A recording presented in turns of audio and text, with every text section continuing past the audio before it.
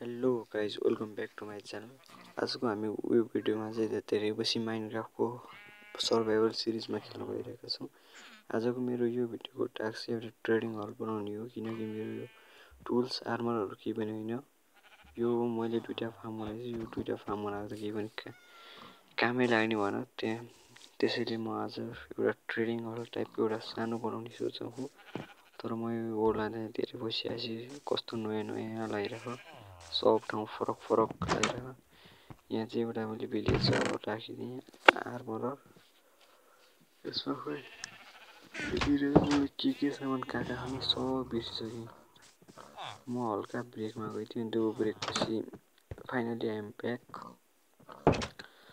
अब चाहिँ यो सर्भाइभल सिरिजलाई खत्रै बनाउनुपर्छ। मैले एउटा भिडियोमा चाहिँ यो वुडहरू कलेक्ट गरेर राखेको थिएँ, तपाईँहरूले हेर्नु भएको छैन भने हेरिदिनु होला त्यो भिडियो नि। सुरुमा म अब ट्रेड गर्छु अनि यसो मेरो यो सर्भाइभल कोडको टुर दिन्छु तपाईँहरूलाई। अनि उता पछाडि म कहाँनिर बनाउने एउटा ठाउँ खोज्नु पर्यो। ट्रेडिङ हलको एउटा सानो ट्रेडिङ हल टाइप केमा बनाउनु पर्यो, ट्रेडिङ हलै बनाउन त्यस्तो बनाउनु पर्यो। म यो ट्रेड हान्छु पहिला। लो भिलेजर के छ 50 सिउना दिइरहेको छ त्यो योसँग ट्रेड गरेर कामै छैन। एउटा उता साइड मैले राखेँ होला कि एउटा यो गराएको एउटा पारी गराएको त्यसले सबभन्दा इम्पोर्टेन्ट अहिले देखाएको ट्रेडिङ हल। मलाई त्यसले डायमन्ड माइनिङ गरेर टुल्सहरू बनाउनु भन्दा ट्रेडिङ हल बनाउने लास्टै उस लाग्छ, छिटो लाग्छ।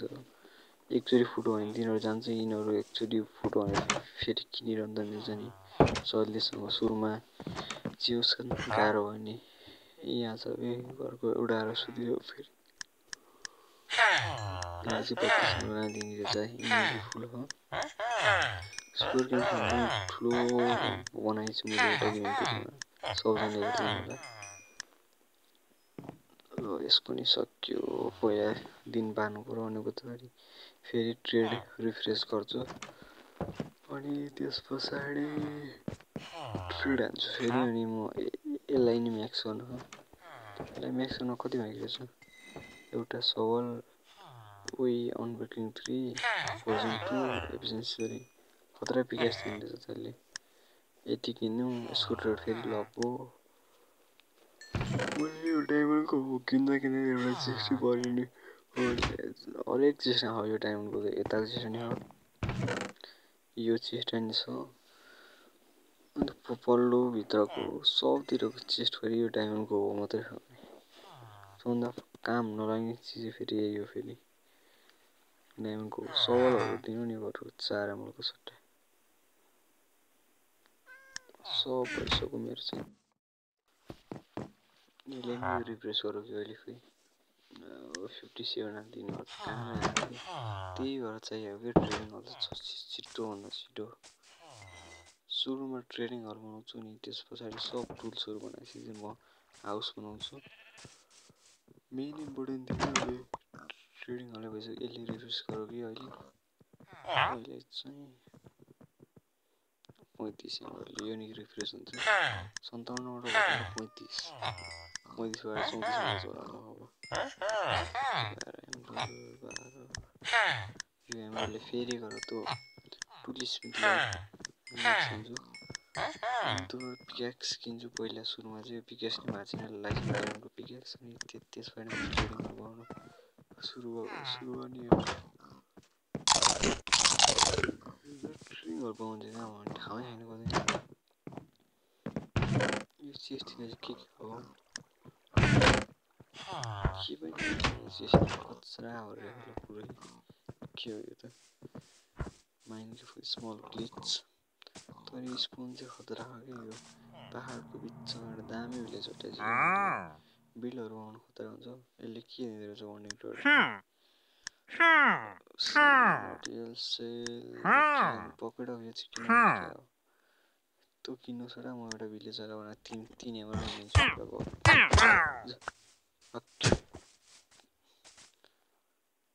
यसको मार्छ कि यो चाहिँ कुनै हो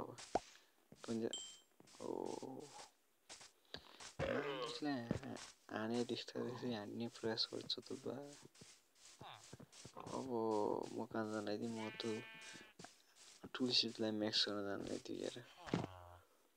यहाँनिर यस्तो छ बिजोक वर्ल्डको यो सर्भर रिसेन्टली खतरा गर्नु। म चाहिँ यस पनि लाइभ गरिरहेको हुन्छु, सबजनाले हेरिदिनु होला लाइभ पनि। अब यसको भित्र जाम अनि खोइ त ट्रेड लिन खोइ तँ पनि अहिलेसम्म लकडे रहेछ। 20 एमरल नारे एमरल सक्यो। अब उता गर मसँग ट्रेड गर्छु सुगर क्यान माइन गरेर। यसको तल बनाउनुपर्छ क्या हो, दुईटा भेजेर हाल्न सक्छु ल। पानी पानी पानी त्यो वरिपरि सब एउटा ठाउँ खोजेर सुरुमा चाहिँ म एउटा ठाउँ खोजेर बनाएर तपाईँलाई देखाउँछु।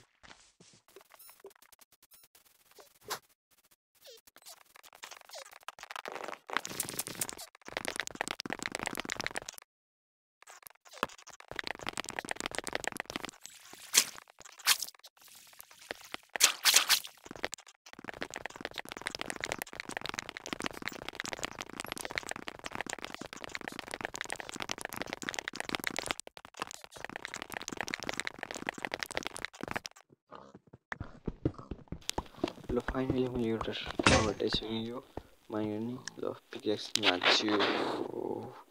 अब यो आइरन तिनवटा भेटाइदिएँ यही माइन गर्दाखेरि। पिकेक्स बनाएर उसलाई ठिक्क हुने हो कि पिकेक्स बनाएर माइन गर्ने। पहिला फर्नेस बनाऊँ अनि यसलाई राखेर आधी कोली हालिदिउँ, आधी कोल उस गरौँ अनि टोज बनाएर अब टोज हालिदिउँ अनि ल्याडर बनाएर जाने बाटो हालिदिउँ न यार। के रोड्दो रहनु यहाँ फेरि थिच्चिन कस्तो अड्क्यो।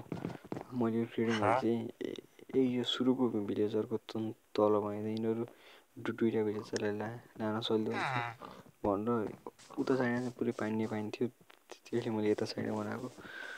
अब चाहिँ म यो पिकेक्स निकालिसकेपछि मात्र देखाउँछु, भिडियो लामो हुन्छ त्यसले।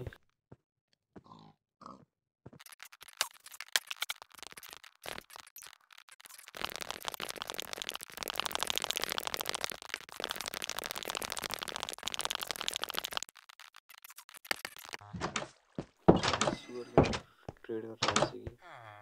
अब यहाँ पिकेक्स योसँग पहिला सुरुमा पिकेक्स किन्छु। अब म ट्रेडिङ हलको पुरै बेस बनाएर देखाउँछु तपाईँहरूलाई।